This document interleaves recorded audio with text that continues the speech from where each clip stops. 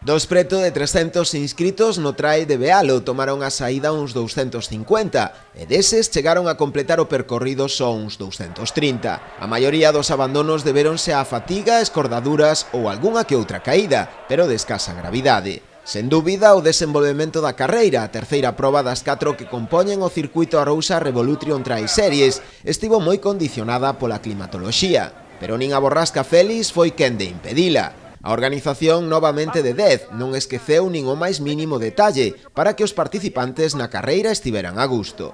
A vitoria na categoría masculina foi como xa acontecera nas dúas probas anteriores do circuito para o padronés Lois Rodríguez. El foi o máis rápido en completar os 14 km de percorrido, un tempo de 1 hora, 6 minutos e 53 segundos.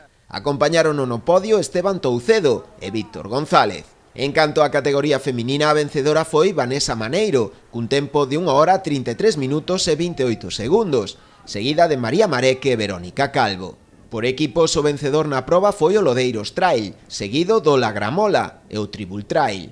A vindeira proba do circuito Arousa Norte será o día 8 de abril, coa disputa do Trail do Castro Barbudo en Rianxo. Será a derradeira proba puntuable para o circuito, aínda así quedará a proba final, o Ultra Trail do Barbanza, que terá lugar o 29 de abril en Ribeira, con diversos itinerarios dependendo do nivel dos participantes, un mini trail de 20 km, un trail de 35 e unha proba ultra de 60, só ao alcance dos máis preparados.